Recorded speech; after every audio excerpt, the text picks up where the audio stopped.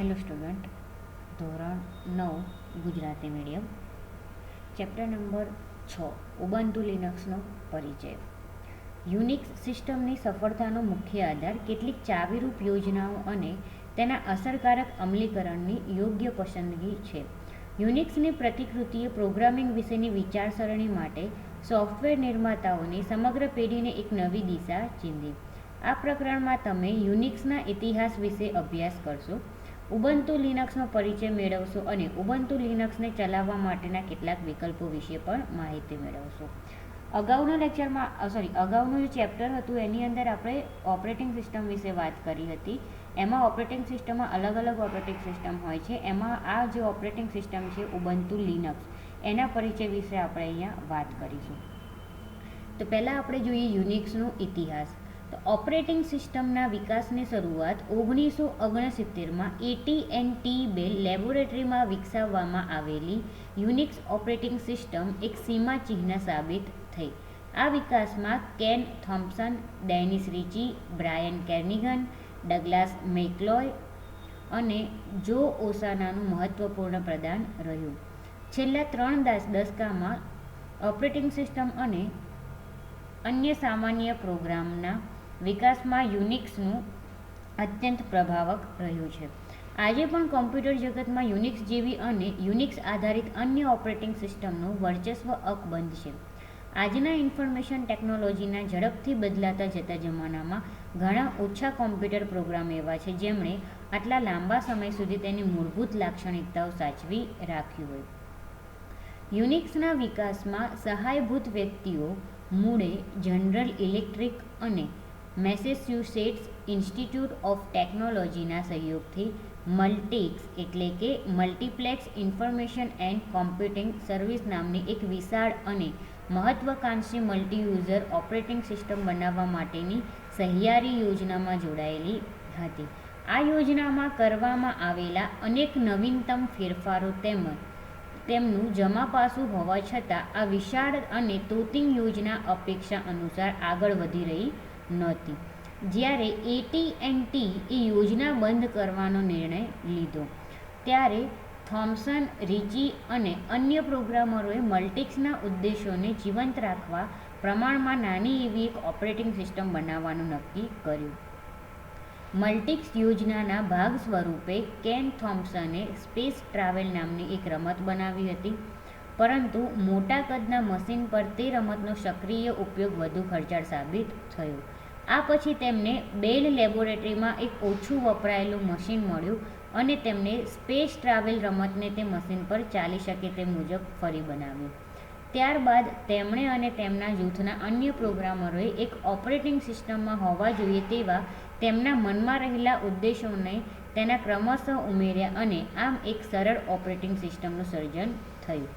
આ સિસ્ટમ મલ્ટિક્સની વિરુદ્ધમાં એક જ ઉપયોગકર્તા દ્વારા ઉપયોગમાં લઈ શકાય એમ હોવાથી તેને યુનિક્સના એવું નામ આપવામાં આવ્યું.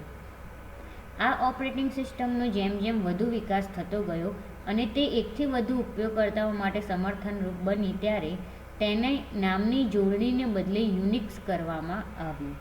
યુનિક્સ ઓપરેટિંગ સિસ્ટમના બે પ્રમુખ સર્જકોની તસવીર છે અહીંયા તમને આપેલી છે. આ છે કેન થોમ્પસન અને આ છે ડેનિસ રિચી.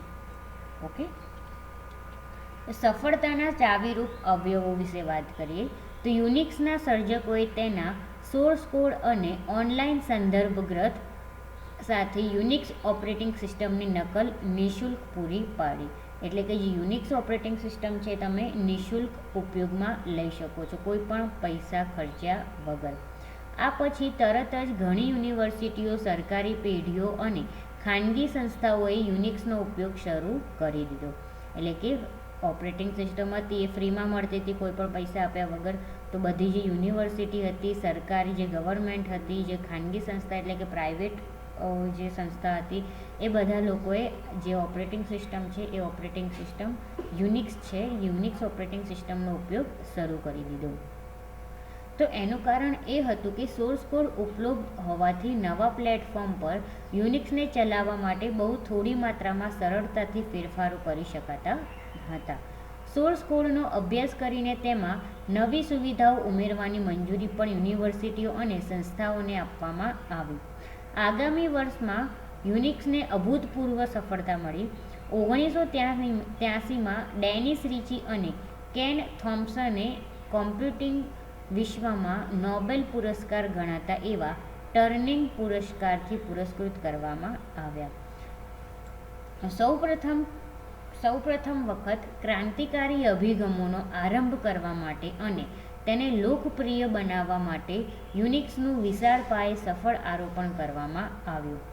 યુનિક્સ ઉચ્ચ સ્તરીય ભાષામાં બનાવવામાં આવેલી સૌપ્રથમ સફળ ઓપરેટિંગ સિસ્ટમ હતી. અગાઉના પ્રકરણમાં ચર્ચવામાં આવેલ વૃક્ષ માળખા સ્વરૂપની ફાઇલ સિસ્ટમને યુનિક્સ દ્વારા પ્રચલિત કરવામાં આવી. એટલે કે અગાઉના લેક્ચરમાં આપણે જોયું હતું કે જે ફાઇલ સિસ્ટમ હતી, ફાઇલ સિસ્ટમની અલગ અલગ કેવી રીતે એના ભાગ પડતા હતા, બરાબર, એના વિશે.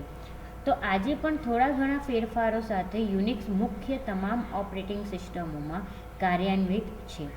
યુનિક્સ તેની સાથે જોડાયેલા તમામ સાધનોને એક ફાઇલ તરીકે ગણતું હોવાથી તેનો ઉપયોગ ઘણો સરળ બની રહે છે. ગોઠવણી માટે તમામ માહિતીની યુનિક્સ એક સાદી ટેક્સ્ટ ફાઇલમાં સંગ્રહ કરે છે, જેથી તેનો ઉપયોગ તથા સુધારા વધુ સફળતાપૂર્વક કરી શકાય છે. યુનિક્સ ઘણું સક્ષમ કમાન્ડ લાઇન વાતાવરણ પણ ધરાવે છે, જે નવા કાર્ય માટે હયાત કમાન્ડની કાર્યશક્તિનો અનુકૂળ માર્ગ પૂરો પાડે છે. આ નવીન ઉપક્રમે લોકોની કાર્યશૈલીને નાટ્યાત્મક રીતે બદલી નાખી તેમની કાર્યક્ષમતામાં વધારો કર્યો અને આમ યુનિક્સ ક્રમશઃ એક શક્તિશાળી પ્લેટફોર્મ બનતું ગયું. યુનિક્સ સિસ્ટમની સાથે જ ઓનલાઈન સંદર્ભ પુસ્તક પૂરું પાડવાની શરૂઆત થઈ. તેથી જો કોઈ વ્યક્તિ કોઈ કમાન્ડ કે વિકલ્પ ભૂલી જાય તો તેણે પુસ્તકાલય સુધી જઈ છાપેલું સંદર્ભ પુસ્તક લેવાની જરૂર પડતી નથી. એટલે કે ઓપરેટિંગ સિસ્ટમ જે છે તો એની અંદર અમુક વસ્તુ તમને ના ખબર પડે, તમને અત્યારે ખબર છે યુઝર મેન્યુઅલ બુક આવે છે, તો એવી યુઝર મેન્યુઅલ જે બુક આવે છે ઓનલાઈન એમને મૂકી દીધું. એટલે જ્યારે બી કોઈને કંઈ પ્રોબ્લેમ હોય તો એ ઓનલાઈન જોઈને જોઈ શકે છે કે એને અલગ બુક જોવા માટે લાઇબ્રેરીમાં જવું પડતું નથી. હવે વાત કરીએ ફ્રી સોફ્ટવેરની ચળવળ. તો 1980ની શરૂઆતના વર્ષોમાં વ્યાપારી સોફ્ટવેર પૂરી પાડતી સંસ્થાઓ દ્વારા સોફ્ટવેરના ઉપયોગ અને વહેંચણી પર લાદવામાં આવેલા અંકુશોને કારણે MIT ખાતે કાર્ય કરતા રિચાર્ડ સ્ટોલમેનની હતાશામાં ઉત્તરોત્તર વધારો થતો ગયો. સ્ટોલમેનનું સ્વપ્ન ઉપયોગકર્તાઓને સોફ્ટવેર અંગે તમામ પ્રકારની સ્વતંત્રતા પૂરી પાડવાનું હતું. તેમણે સોફ્ટવેરના ઉપયોગકર્તાઓ માટે કોષ્ટક 6.1માં દર્શાવ્યા પ્રમાણે 4 મૂળભૂત સ્વતંત્રતાઓની રૂપરેખા તૈયાર કરી. એટલે કે જે રિચાર્ડ સ્ટોલમેન હતા એને જ્યારે આ ફ્રી સોફ્ટવેરને પાડી બહાર, બરાબર, યુનિક્સની વાત છે ત્યારે, તો 1980ની અંદર આ જે સોફ્ટવેર ઉપયોગમાં લેવામાં આવ્યું, બરાબર, તો એની અંદર અંકુશ લાગવામાં આવ્યો, કે સ્ટે લાગવામાં આવ્યો. તો એના માટે એને શું કર્યું કે એની અંદર એને 4 સ્વતંત્રતા જોઈતી હતી. કઈ એ આપણે કોષ્ટક આપેલું છે જોઈએ. તો એક સ્વતંત્રતા હતી કે કોઈ પણ હેતુ માટે પ્રોગ્રામનો ઉપયોગ કરવાની સ્વતંત્રતા. તો તમારે જે કરવું હોય કોમ્પ્યુટરની અંદર એ કરી શકો છો, બરાબર, એની સ્વતંત્રતા જોઈતી હતી. બીજું હતું કે પ્રોગ્રામ કેવી રીતે કાર્ય કરે છે તેનો અભ્યાસ કરવાની સ્વતંત્રતા અને અપેક્ષિત પરિણામ મેળવવા માટે તેમાં સુધારા કરવાની સ્વતંત્રતા. સોર્સ કોડનો ઉપયોગ તે આ માટેની આગવી શરત છે. એટલે કે પ્રોગ્રામ તમે જ્યારે એની અંદર કરતા હોય, બરાબર, તો એ પ્રોગ્રામ કેવી રીતે કામ કરે છે એનો અભ્યાસ કરવાનો અને એનું જે પરિણામ આવે છે એની અંદર સુધારા કરવા માટેનું પણ એની અંદર સ્વતંત્રતા જોઈતી હતી. પછી છે ત્રીજી સ્વતંત્રતા કે અન્યને મદદ કરી શકાય તે માટે પ્રોગ્રામની પુનઃવહેંચણીની સ્વતંત્રતા. એટલે કે જે તમે પ્રોગ્રામ બનાવ્યો, પ્રોગ્રામ તમારે કોઈને શેર કરવો હોય, બરાબર, તો એના માટેની વાત છે. અને ચોથું છે પરિવર્તિત પ્રોગ્રામની નકલની અન્યને વહેંચણીની સ્વતંત્રતા. તો આ 4 સ્વતંત્રતા હતી કે જે રિચાર્ડ સ્ટોલમેનને જોઈતી હતી. ઉપર્યુક્ત હેતુઓને પાર પાડવા માટે સ્ટોલમેને 1983માં GNU યોજના શરૂ કરી. તેમની ઈચ્છા GNUને કાર્ય પદ્ધતિની દ્રષ્ટિએ યુનિક્સ જેવી પરંતુ સંપૂર્ણ નિઃશુલ્ક ઓપરેટિંગ સિસ્ટમ બનાવવાની હતી. GNU એ યુનિક્સની જેમ વ્યવસાયિક સોફ્ટવેર નથી. એ વિચાર પર ભાર મૂકવાના હેતુથી તેમણે GNU નામ પસંદ કર્યું, જેનો અર્થ હતો GNU ઇઝ નોટ યુનિક્સ. સ્વતંત્ર શબ્દ દ્વારા તેમને ઉપર દર્શાવેલી તમામ પ્રકારની સ્વતંત્રતાઓ અભિપ્રેત હતી. નિઃશુલ્ક સોફ્ટવેર બનાવવાની યોજનાઓ માટે તેમણે ફ્રી સોફ્ટવેર ફાઉન્ડેશનની સ્થાપના કરી. 1990 સુધીમાં તેમણે અને FSF એટલે કે ફ્રી સોફ્ટવેર ફાઉન્ડેશનના નામે તેમને સ્વયંસેવકોએ GNU ઓપરેટિંગ સિસ્ટમની યોજના અનુસારના મોટાભાગના ઘટકો તૈયાર કરી લીધા, જેમાં કમ્પાઇલર, સેલ અને લાઇબ્રેરીનો સમાવેશ થતો હતો, પરંતુ મુખ્ય ઘટક કર્નલ હજી અપૂર્ણ હતું. જોકે કર્નલ બનાવવાનું કાર્ય મંદ ગતિએ ચાલુ રહ્યું હતું. એટલે કે 1990ની અંદર જ્યારે ફ્રી સોફ્ટવેર ફાઉન્ડેશનના સ્વયંસેવકોએ GNUની રચના કરી, બરાબર, તે વખતે એની અંદર જે ઘટકો તૈયાર કર્યા, જે સ્ટોલમેને જે નિઃશુલ્ક ઓપરેટિંગ સિસ્ટમ બનાવી હતી એના માટે, તો એની અંદર કમ્પાઇલર, સેલ, લાઇબ્રેરી બધું બની ગયું હતું, પણ કર્નલ બન્યો નહોતો. અને કર્નલ જે છે એ આપણે આગળના ચેપ્ટરમાં બી વાત કરી હતી કે કર્નલ એ ખૂબ જ ઉપયોગી કમાન્ડ છે ઓપરેટિંગ સિસ્ટમની અંદર. ઓકે, તો એ જે કર્નલ હતું એનું જે કામ હતું, એટલે જે એ કર્નલ બનાવવાનું કામ હતું એકદમ ધીમું ચાલતું હતું.